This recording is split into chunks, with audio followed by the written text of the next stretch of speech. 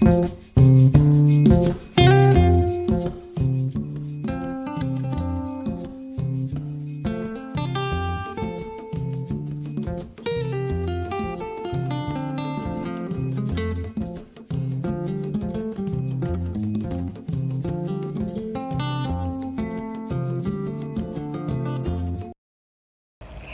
guys, welcome to Travel Notes, a radio, podcast, and now YouTube show where we use music as a medium to explore ways in which we are all connected. I'm your host, Grace McNally, and in today's episode we have a very special guest, South African guitarist Griffer, who has pioneered transcribing the West African kora music tradition onto the classical guitar.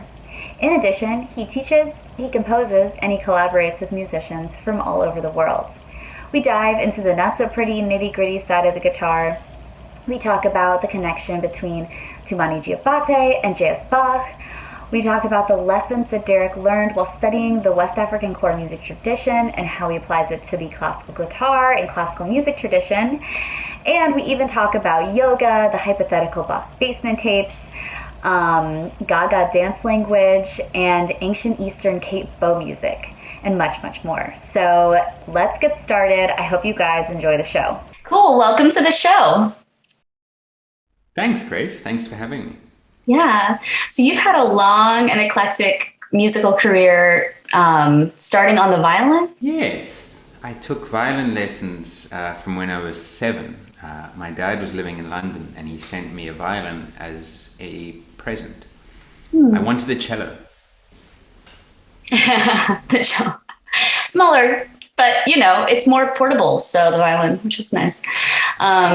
You've traversed genres and built a bridge between two seemingly different musical traditions and instruments. You found your way to the classical guitar too, from the violin. Yeah. I did finally find this instrument, which was kind of fun. I had a wonderful teacher at school who was assigned as my piano teacher, and he actually was a classical guitarist and had studied in London and with Carlos Bonnell and at the Royal College, and he arrived fresh from his degree and was a wonderful classical guitarist, and it's a shame he had to teach me piano with his nails clicking away. And so slowly he converted me, and I made the switch. Interesting. So, because they are similar instruments, the guitar and the piano. Kind of, but I don't know. I don't play the piano, so I can't really make that judgment call. But are they? No, the piano is just like a typewriter. I mean, it's completely different. He wasn't a very good pianist either, but and neither was I. It was my second instrument. I was very lucky. I went to a school where we could take music as a subject, and you could take music as 2 subjects. So in the final years of your national curriculum, which were 3 years where you got to choose your subjects, you went down from 8 subjects to 6. I could shave that down to 4 with 2 musics, which was amazing. It was almost like being at a music, a music high school or something. No kidding. So I was doing piano and violin. The piano was the second instrument, which was a slightly lower level expected, and you had less kind of theory and history and all that. And then you had the first instrument where you did all your theory and history and your main thing. And so I was doing piano and violin, then I switched to guitar and violin, and then I switched it around to violin and guitar. And that was the end then eventually of my illustrious violin career. And then it ended. But yeah, that's, so you went from the violin to the guitar, and then you built, I'm imagining some years later, but you built a bridge between the guitar and the West African kora gourd instrument. Had you played a kora at that point? Have you ever tried one? No. No, I'd never played one. I'd never seen one. I didn't know what a kora was. Cape Town is very not kora country. You're going to find more koras in South Carolina than you are going to in South Africa, for sure. So it all happened, I was really just struggling to work out what I wanted to do with the guitar. There was the classical guitar repertoire. I was always in a little bit of opposition to it. Firstly, via the sort of academic music tradition, Messiaen and, you know, whatever, you know, all that stuff they teach you at university that you can't do on guitar. Yeah. So it was always like, you know, I wanted the guitar to be something other than it was. Sure. And Yeah. and then I started playing this guitar, which is a Hauser, and I sort of got interested in the history of, you know, what is the repertoire for this instrument. And so then I started for the first time exploring. This was after university. Started exploring the repertoire of, you know, Segovia repertoire. You know, but once you sort of get through the kind of the interest of it, like as a player, you realize, yeah, it's kind of lollipoppy sometimes. You know, like Totally. Yes. yeah. So not to be rude, I love Segovia.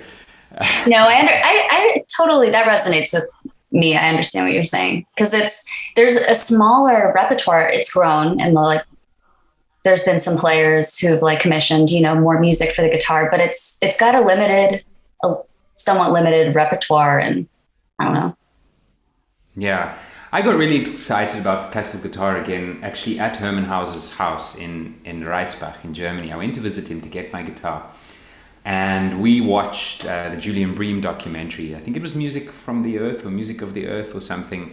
The final beautiful documentary that was made about him. And he did 2 or 3 performances on there, which I actually did a sort of tribute to in the recent New York Guitar Festival. I wrote a piece kind of inspired by those 3 performances he does in Snape Maltings.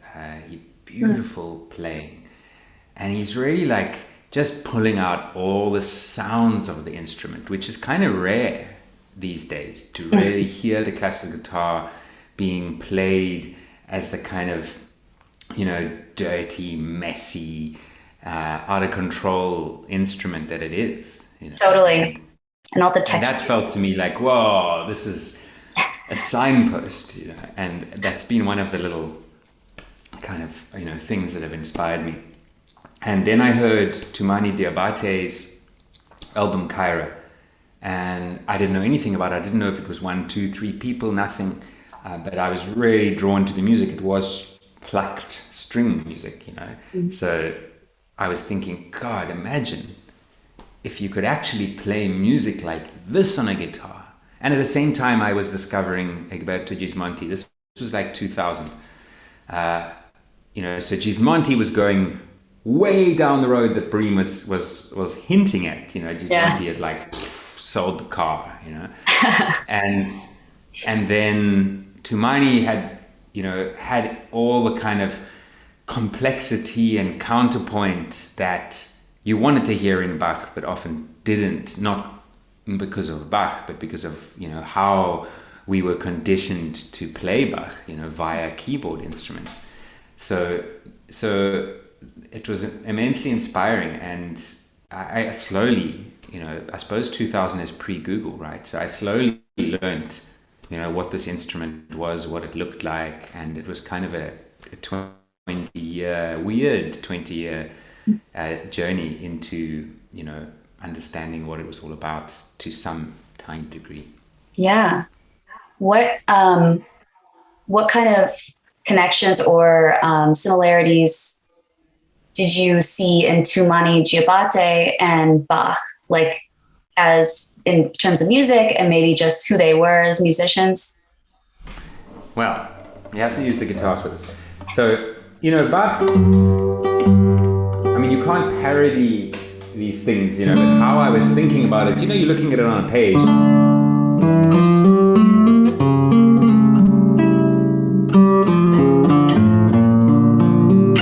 Kind of seeing the subdivisions, and you're seeing the melodic nature of it, and then you hear Toumani's playing, where he's got this kind of explosive,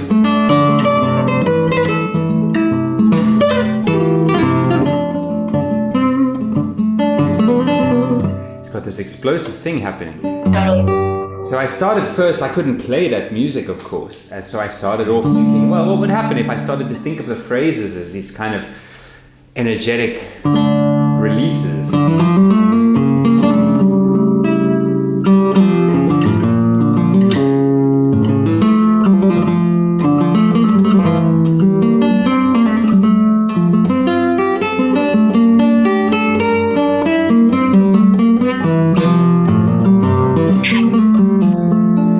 start, so that's the first thing that Toumani taught me, was how to phrase Bach differently.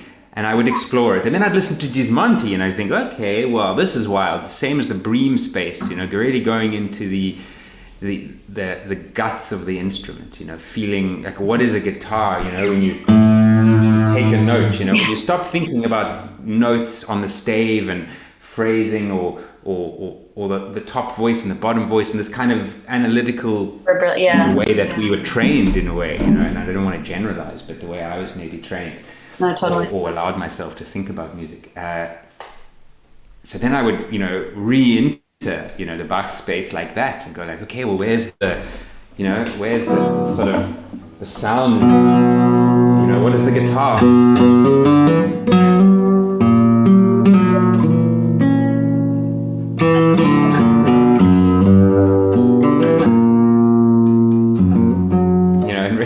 So the poor Bach, he had to put up with all this stuff, but he's fine with it. We hope. Oh no, I'm sure he is. But yes, it feels like you're digging into the music, the sounds. Like you're exploring the soundscape more so, in a more from a guitar perspective, and that kind of not pizzicato, that snapping of the strings, and that kind of thing. In doing that with Bach, which I don't know if that's something that typically, people don't typically do, but learning that from Toumani Diabate and kind of applying it, it does bring it to life in a really cool way. We forget how powerful ideas are. Ideas are really powerful things, and ideas shape our way of doing things and our way of perceiving things. And, look at the last 5 years of global, events. Yeah. The way we think about the world now is very different. We have a whole, and it's moved so quickly, But look at Bach, it's hundreds of years we're talking about. Everything has changed, the context of the music, the ear, the tuning, the instrument, the expectations of perfection or not perfection, or and there's really very little way we can ever unravel that and go, this is absolutely, how this should be played. And then why would we want to know how it should be played? Because if we did, then we'd be slaves to having to reproduce that every day, hit that limit there's a ceiling. Like we had, we suddenly found the archive, the basement tapes of J.S. Bach. It turns out he had a reel-to-reel recorder and he was putting it all down in the evenings. Imagine, it would be terrible. Because after a couple drinks, he's like, yes, 100 years of boring Bach recordings that all sound the same. Yeah, beautiful. But yes, no, it's true. I like we were talking about that Julian Bream documentary. I'm gonna go check that out, because I love that idea of, in the classical realm, kind of exploring the dirtier, more gritty side of the instrument and music. So Toumani Diabate invited you to play with him Yeah. How was that? That's exciting. I never had a really huge desire to play with him. Just maybe, when you're interpreting someone's music, you don't want to necessarily go jam with them. You maybe want to have, you maybe do, but it's a different realm, really, I think. And, the idea of, collaborating with his music. I was collaborating with him already, he made these beautiful recordings. I loved them. I thought, what would happen if that's the collaboration. But it was great when he, for many reasons. One, because it was my first opportunity to go to West Africa. That was just an opportunity that I never really created for myself, and it never came along really. And I think it was lucky for me. If I'd lived, for example, in the US, I've got friends who are really into this music, and they did the most obvious thing. Was, first of all, they found the guy down the road who was an actual griot, and took lessons and played and joined their band. And then they would go to Mali, so they have such a first-hand exposure of the tradition as it exists at that moment. I was lucky in that being in South Africa, it just never occurred to me to go there. It just seemed so unreachable. So I explored the music as texts, and not that they were written texts, but recorded texts. So after, I think 2016 was when he invited me to come to Mali. He was doing a festival of acoustic music. So it was a perfect opportunity to be kind of looked after by the Grandmaster, actually have a performance booked, and also that I had this repertoire already of the music, but I kind of had no idea of the context. Of course, I was approaching it as a classical musician, very consciously saying, this is a text, what happens if we start interpreting this text in interesting ways, different ways? Just that, because that's what we do in classical music. We take a text and we say, this is how I'm playing it. So I got to see people playing the kora at 4 a.m, playing Diabate for an hour, and what that meant. I got to understand, I think for a classical musician, the best thing that I learned was this beautiful realm between the polarities of recitation and improvisation. We have these kind of polarities where we think classical musicians learn the music and recite it, and jazz musicians improvise. And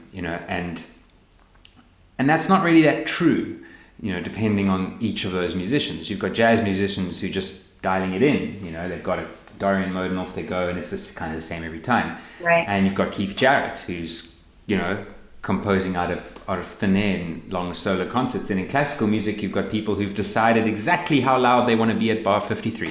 Yeah. And then they're going to diminuendo for 4 bars, and then they're going to slow down slightly. And then you've got other classical musicians who are not doing that at all. And there's a massive amount of improvisation. And we're insecure about improvisation because we think it means that we have to improvise the cadenza in a concerto or something, or we have to be able to improvise the piece. But improvisation can also be the improvisation of nuance, and dynamics and tone. And so when you have a guitar and a score, you have all these variables, and that's kind of what I'm talking about. What you hear in the Bream recording, what you hear in the Gismonti, that is part of our palette of improvisation. How am I going to, what does that one note want today, the second, right now, maybe tomorrow different. And not having to academically justify that or get involved in any kind of discussion around that. That's the improvisation. I think of it as like an improvisation of nuance. Yeah, it definitely. And also kind of the way that music, like the way 2 different ways music is played in the morning, 4 o'clock in the morning, Diabate, people may be sitting around. I've never been to Mali, but I imagine people like sitting around, and it's a very kind of like raw kind of way to play. But then you have the more classical tradition where it's something that has been put on a stage, and you know what I mean? Like kind of a different way where music comes from. It almost feels like music comes from that place in Mali. You know what I mean? Like that more kind of raw space in someone's home, maybe. I think again, it's this thing of, like I was saying, this last 5 years and what it's done to our ideas about things, like going to a party and hugging a friend, that's changed. And, things changed. And, how has classical music as a kind of received European tradition of performance fantasized idea of, as it is now, what is it now? Photoshopped album covers, highly edited performances, well dressed, blah blah blah. This whole thing, tone production, all these things. This has been a trajectory. It wasn't the case like it is now. 20 years ago, it wasn't like that. 100 years ago, the expectations were different, and of course, before the recording era, we have no idea. What it was. Those Bach basement tapes could have shown us a lot. Yeah, they would have blown it all out of the water. So I think that Under the Tree, Courtyard, Mali vibe is a particular thing, and the classical concert hall as it exists now is a particular thing, and we need conversation. I think that's what we need more than anything right now is conversation. There's a lot that I've learned from Toumani that if I never played another kora piece, I would be immensely enriched by having experienced his music, even if I was just playing classical guitar pieces. And the other way around, too, there's something you learn about Toumani's music when you have it written down on a score for the first time, and you're not learning something that was missing, you're learning something that you missed. I understood and loved his music, but once I started playing it, I started seeing all sorts of different things that I hadn't seen before, and it became a very rich experience. So, it's very much this conversation between these extremes, between recitation, improvisation, switch it around again, because I was writing my own music, and then I got hijacked by this kora project, and I kind of didn't do anything else for about 10 years in terms of performing and that, so there were a few of my own compositions that survived. One is a piece called Joni that I carried on playing a lot and developing. But now I've just released an album called Billy Goes to Durban. Interestingly, it has a connection to South Carolina, because the story is actually, I took this little reel-to-reel with me up to Durban, which is about a 12-hour drive or something from Cape Town, and I had a box of old reels, and when I arrived there, I put one on. I was with my friend, I was going to visit my friend Diabate, we were going to record together, and I pressed play, and it said "Welcome to Durban," which was quite a weird thing. And it was a sermon in a stadium. There were 70,000 people. I did the research afterwards, and it was Billy Graham giving that giving church. a sermon. Yeah, the charismatic preacher. He was in South Africa in 1973. And I had the reel-to-reel recording of his sermons that someone had given to me in a box. So I recorded over it. Sorry, Billy. And but you can still hear, little bits where I left the audience, and there's, you can hear in the album little bits of people singing and announcements and things like that. Oh my gosh, that's so interesting. And so you just happened upon this reel, just happened to be on your recorder type thing? I had a box of old tape okay. And I was going to use the old tape to make this record. Reduce, reuse, recycle. So yeah. And so there it was, and that was So the point of the story is that album is all my own compositions, and I could play you one of them. It's like kind of the opening track. It's called Seeing Nobody. I wrote it in New York. I missed my flight back home, and I had a wonderful 3 or 4 days just by myself. I was staying in the Lower East Side and didn't see anybody, and I played a lot of guitar, and I made up this tune.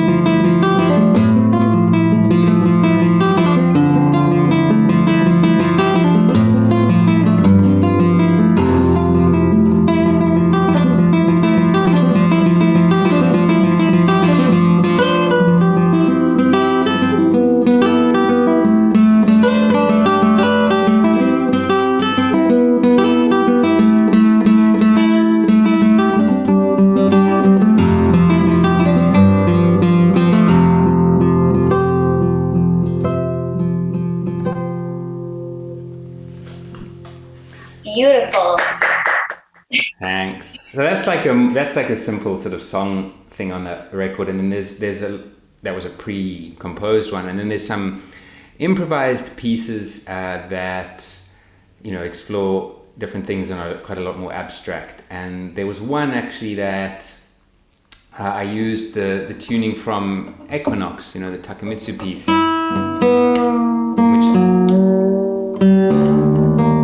that's a beautiful piece.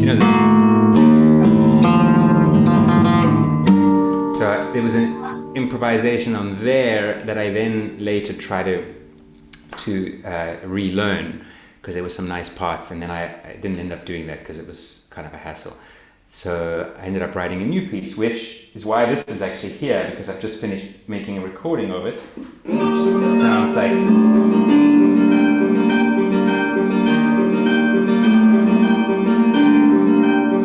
Wow, that's really interesting. With that tuning.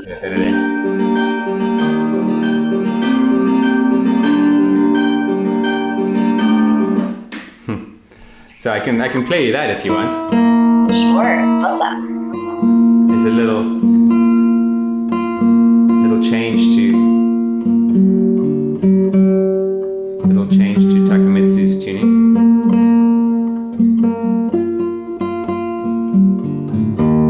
Was he modeling this? What's that? Was he modeling this? Was this tuning like reflecting another instrument? Is that kind of, or is it just something? I don't know. Takemitsu sort of treats the instrument like a found object, I think. And he tunes it in a beautiful way and then finds beautiful sounds on it. Gotcha. Wonderful way of using the instrument.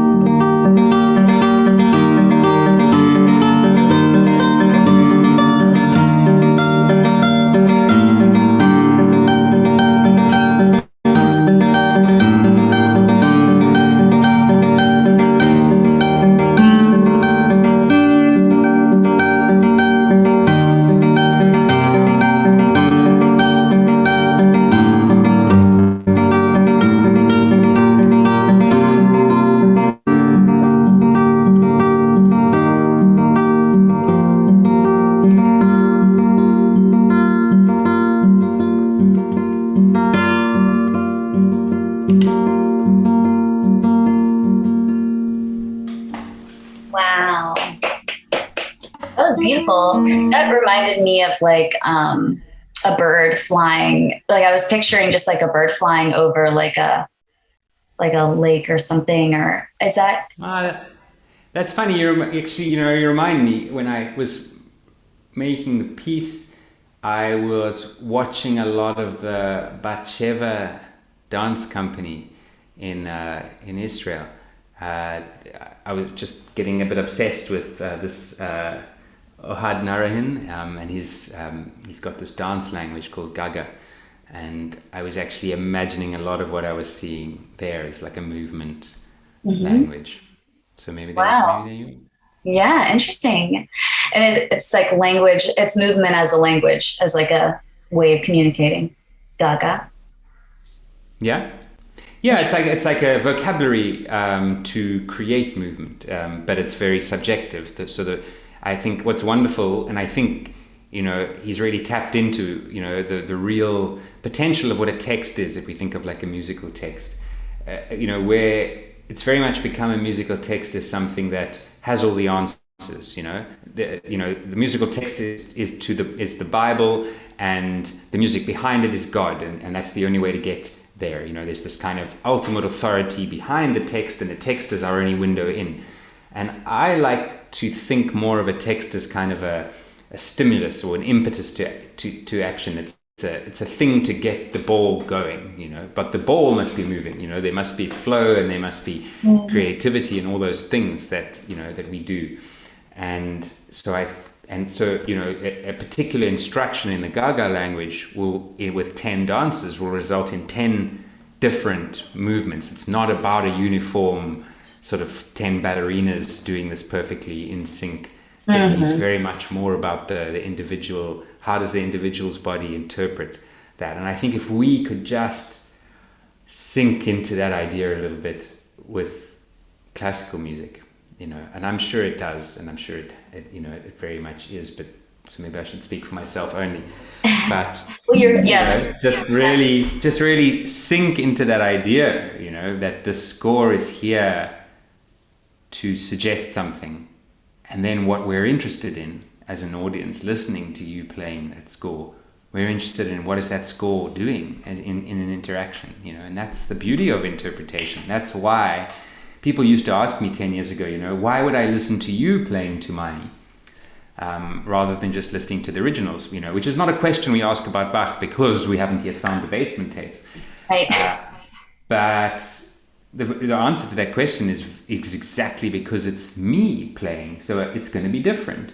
And that's exactly why someone else should take the score as soon as possible and play it as well, because then you're going to hear something else, as long as we're not slaves to conformity and totally. It kind of naturally metamorphosizes, it becomes something else, like grows into something different each time.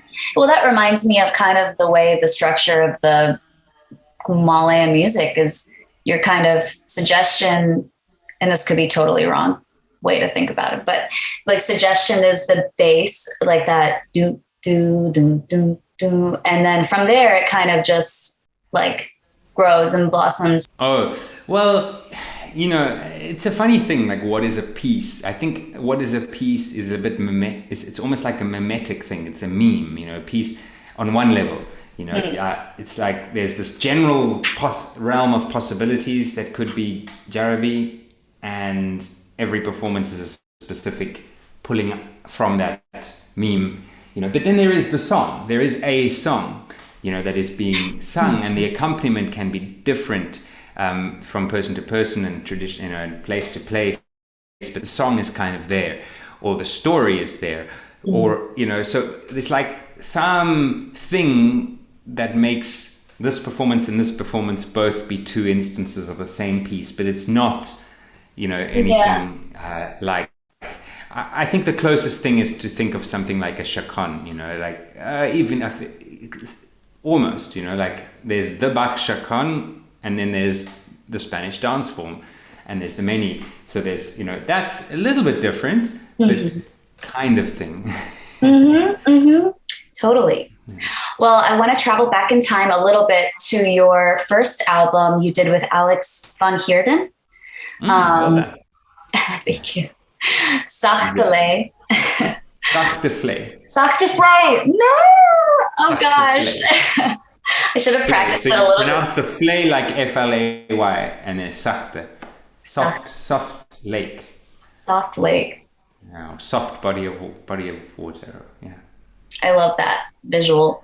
Can you tell me more about what inspired and influenced this album, and if there were any musical discoveries or surprises while making it? So this happened in 2001.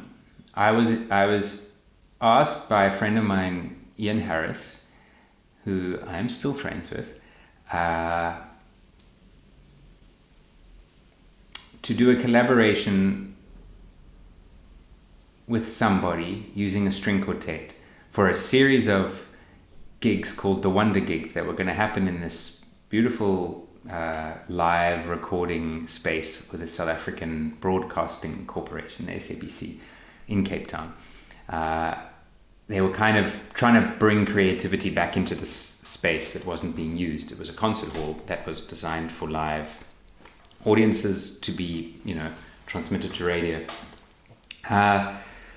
And so I suggested Alex van Heerden, who I'd met on Robben Island while doing a project for Mandela's first return to the island in 1997. They'd put together this group of musicians, and Alex was one of them, I was one of them. It was obviously a very important weekend because that also got me to India. There was a tabla player there called Shivamani, who ended up inviting me to India, and I went down that realm partly because of that trip, and then met Alex. So Alex and I got together on a farm about an hour out of Cape Town in a town called Tilbach. The farm's name was Sachtevlei, and he was staying there. His dad was in the town, and he was staying with his dad. He'd been traveling, and he had a friend visiting from Sweden called Charlotte, and we would sit every day for about 20 or 30 minutes and come up with an idea. And I would bring what I had, and Alex would bring what he had. And what Alex had was a database of sounds and melodies and rhythms from the music of the Western Cape, especially. Alex had played in jazz bands in the Western Cape, the Cape Jazz, which is a very specific style of jazz from this region. He'd also been really interested in the music of the farmlands around Cape Town, and he was particularly interested in this kind of division in music along racial grounds, where this music that had kind of been one music had been split, and I think that is a prototype for this exact division that happened between folk and so-called classical music, maybe at Bach's time, Mm-hmm. They would meet up at a coffee shop and play all these compositions, but maybe they would also be playing at a dance with later the same musicians. So, this real strict division between art music and folk music, or whatever you want to call it, didn't always exist, and it became more and more pronounced. So Alex was interested in that. And we got together, and what we would do is we would come up with an idea. So I'd say, okay, let's do...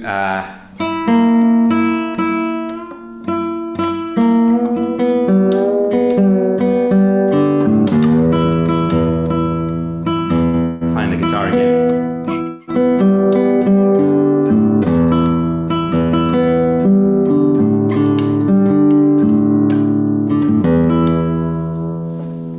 So I was fresh out of university, and I there'd been things that had been interesting for me, like, let's say, Steve Reich's phasing.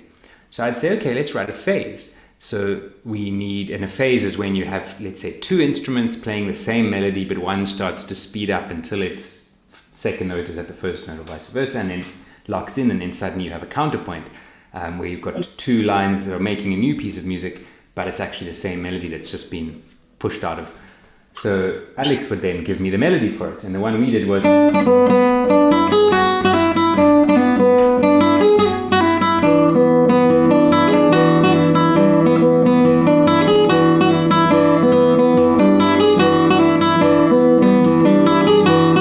And we had these big pieces of paper, and I would write down the melody, and then we'd go, okay, well, that's that, and then maybe we'd put this on the thing. Right, finished. What should we call it? Yeah, let's call it, and that was the piece called Dragon and Hugo Kry Lekker, which is, Dragon was his brother's dog, which was this very crazy little greyhound dog, and I had a German Shepherd called Hugo, and they had been playing, so we called it Dragon and Hugo Play, that kind of thing. And Alex was, we were using Afrikaans as a language. And that would be it, end of the day, then we'd cook, then we'd walk and whatever, and then the next day I'd say, okay, well, there's this thing that Messiaen did, which was blah, blah, blah, and okay, well, then we have a melody, and, or he'd play a melody and I'd write it down, and then I'd play a melody in response and write it down, and then he'd play one, and then we'd have this long line, and then we'd use, so we found this way of writing, and each piece was just a card like this, and then we went with the string quartet, It wasn't a normal string quartet. I was on viola, and we had double bass, so only one violin. And we got together with a string quartet, and we workshopped for a day, I think, and then did the performance. And it's a very special recording for me. It was, it went much further into a musical space, and it took me a long time, maybe still, to get there again, in the sense of really being musically free. We were as high as kites from this experience. We were just like ecstatic, and it was so wonderful. And we worked together. It was about 10 years from there to when Alex was killed in a car accident. And 2 weeks before he died, we did a reunion, the 10-year reunion of that recording time. Although the numbers don't work out, so I think the 10-year reunion may have been a 9-year reunion or something. And we didn't do it in the same setup. I played guitar. We got our friend Bryden Bolton, who was the bass player in the original recording, to play bass, and Alex was a trumpeter, and he also, taught himself to play the accordion in the kind of rural Cape way. And so we did another album, and then 2 weeks later he passed away. And in the middle we did a string quartet, another string quartet project with guitar, string quartet, and him, which was called Spore by die Bek van Eestevarkgat, which means footprints at the mouth of an iron pig's hole. So now, and I don't know actually how long ago you've done this, but your collaboration with Marusini? Well, Marusini, we've been collaborating in concert together. The album, if you're referring to the album, is actually just I produced it. It's just her playing. We haven't actually recorded together, but we have collaborated over a long period of time. We were invited for a few years to play together, and I learned some of her music. She makes this very beautiful bow music, which I've transcribed one of the pieces, which is just beautiful. The bow, this particular bow is a mouth bow. It's about this long, and she plays it with a like a bow, but it's a reed. And so the first thing she's playing is this bass line by changing the harmonic on the string itself, on the fundamental. And then because the bow's in her mouth, she can get these overtones.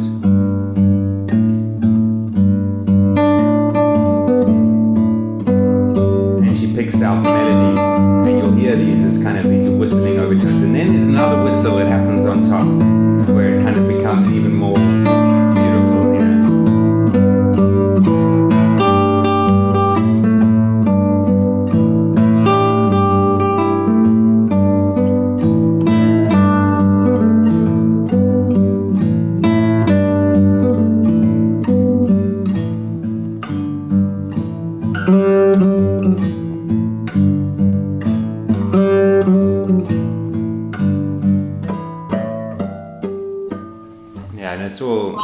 So that's the first collaboration, in the sense that I learned one of her pieces. We did a tour 2019. We went to France together, France and Switzerland. Although Marusini didn't make it as far as Switzerland, it was too cold, and she got ill and had to stay back. So we have yet to actually record something, but she lives about 20 minutes from me, and we no way. Should remedy that. But I really respect her as a solo instrumentalist. I kind of don't like it when she collaborates, because I just find what she does, the magic of the solo. It's my bias as a solo guitarist. Mm-hmm. I love Keith Jarrett's solo piano, and I love Repertoire's album solo, and I love Toumani's solo work in Kyra. More than I do the ensemble collaborative things. I just love that communication with an instrument in person, and that's what I love about Marusini. She's like the kind of Pablo Casals of the mouth bow. What is that? Where does that tradition, the style she plays in, come from? Where does that come from, or what is the culture behind it? I've never heard of it, seen it before until I saw your video with her. The performance. Yeah, so I'm the last person to ask, and I'm not going to give too much details, because I don't want to, give wrong information. Sure. I'm sort of very much more involved in the individual and the music, you know. So same with the griot music. I'm not a scholar of West African music at all. You know, I'm interested in Toumani, one recording of Toumani's, and like some recordings of Balakisi Soko, and you know, I'm very like this, and the same with Madosini. The bow tradition traveled. I have an idea, and I could be completely wrong. From it kind of came down, but it was, you know, I mean, the bow is one of the oldest instruments. They're cave paintings in south of France that are apparently the earliest depiction, and this guy has a hunting bow, but he's playing it as an instrument. It looks like, because it's in the mouth, and he's chasing a buffalo at the same time, which makes you think that maybe the first hunters were actually, you know, musicians rather than, you know, they were performing to animals as opposed to shooting them, maybe. So there's this bow tradition, and it's very much a part of musical life in different ways all around southern Africa. And Madosini is from the Eastern Cape, you know, probably, I don't know, 8-9 hours from here, from Cape Town, although she lives here now. And she plays two bows. The one is the mouth bow, the umkhube, which is the one that I transcribed on that. And then she also plays the uhadi. And the uhadi is what traveled from Angola to Brazil and became the berimbau. Interesting. Visually, they had looked similar, and I wasn't sure if there was a connection between there. Yeah, for sure. Interesting. Very interesting. Well, last question is second to last question. Last time we met, you told me that it was important to unlearn everything you think you know about music. Something along those lines. From my memory of what you said, it could have been slightly different, but this is what I remember. I think you saying, correct me if I'm wrong.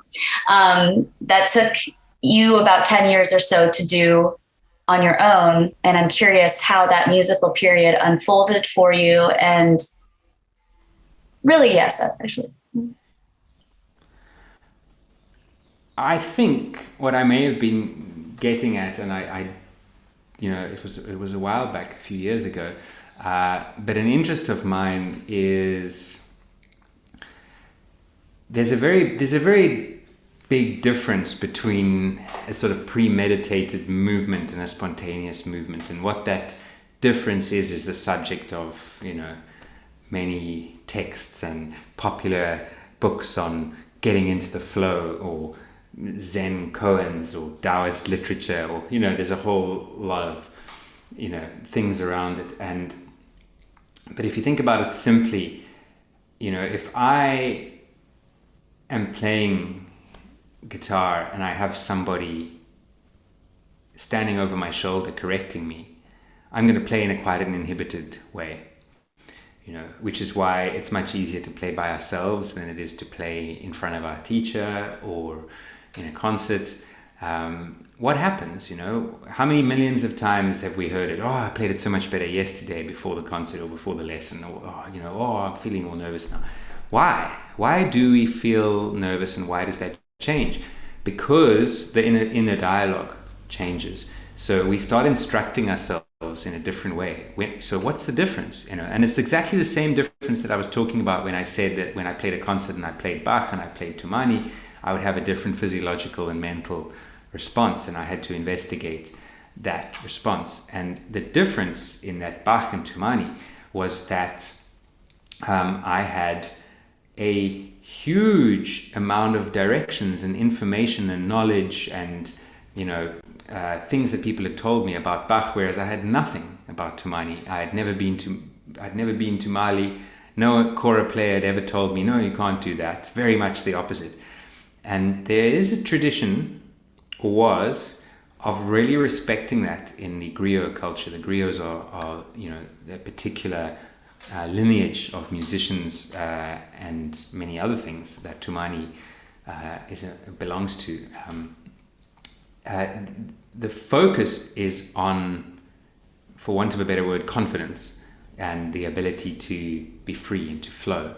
And so that is much more important than the F sharp versus F natural or whatever it is. So the movement, let's say, if you're playing a balafon, like a xylophone, the movement of there to there, that's the most important thing. And if you don't have that movement, forget it.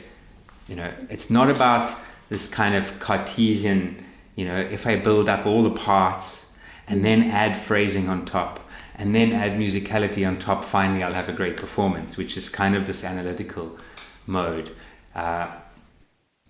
And the reason for this is very much goes back to that scenario of you trying to play, but someone's standing over your shoulder correcting you, and that person standing over our shoulder can be another person, or it can be ourselves, you know. But when we learn things, those things become directions that we tell ourselves, and we don't know how to learn something and then forget it. We don't know how to learn something and let it absorb into us and then play. We fake everything that we learn. So if someone says to us, you really have to make a nice strong sound there, every time we pick up the guitar, we start thinking, I need to make a strong sound. And we have no idea what that is. And so we do something with our body. We tighten something up and we make ourselves feel like we're making a strong sound.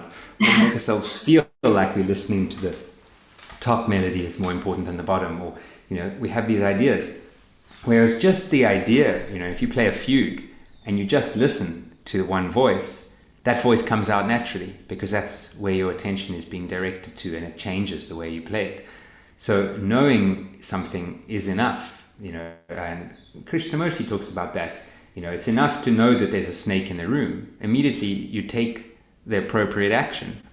There's nothing that you need to do after that. You know, once we know that we are contradictory, you know, the change has been made. And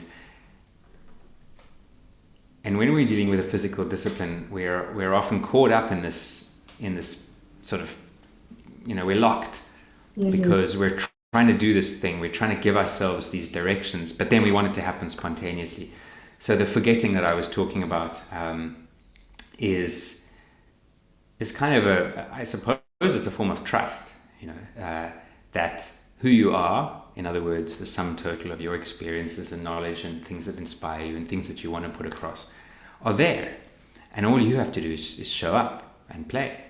And you don't have to convince me that you are whatever the list of things that you would like to be known as a musician, very clever, you know, very, very technically proficient, very well rehearsed, whatever those things are. You don't have to convince me of that by then acting them out, by parodying them like some kind of, you know, caricature 10 Shakespearean actor. You know? Yeah. Oh, I love that. It's very yogic, kind of like showing up to your practice or your mat a little bit, kind of. Yeah, I mean, yoga is a real great example of a tradition, you know, in its received sense. Again, huge generalization to talk about anything, where, you know, the faking it has become the thing. You know, I mean, you know, Iyengar brought in this concept of alignment, and now people have an idea that they have to manage every part of their body in order to get it into this exact shape that is this and that and the other. So there's very little space for spontaneous movement of any kind once you are, you know, stuck in this kind of classical tradition, let's say, you know, for want of a better word. So yeah, yoga as a physical practice is very much, you know, traveled in the same trajectory as classical music. You've got the people who react against it and, you know, make, you know, crossover classical music and blah blah blah. But it's all still the same thing, you know. It's like being in this thing where we want something to happen and we want to control that thing. Very well. Last question. What are your upcoming shows, performances, and any current projects you want to share with us? Well, the one project which has been very very close to me over the last 2 years has been my COVID project, which has been to start a kind of guitar ashram online, where we play 3 days a week at the moment, but during the sort of bad old days of the lockdowns, we were playing every day, probably 3 hours in different time zones, and it's a group class. We meet up like this on Zoom, and we explore Bach and the West African music and a few other things in a class environment. It's been a wonderful way for people to learn because I can't hear them, and it's been a wonderful way for me to teach because I can't hear them. So I am not that thing correcting over the shoulder. I am just the stimulus. So it's been a way for me to really make real a lot of my ideals around teaching that came from studying Montessori and a whole lot of other things. It's really oddly enough become the place where that could really become a reality. So we might look at a kumbengo like that. So there's a 4-bar phrase from Jarabi, and we would play it together. And you can play you see there's a bass line there?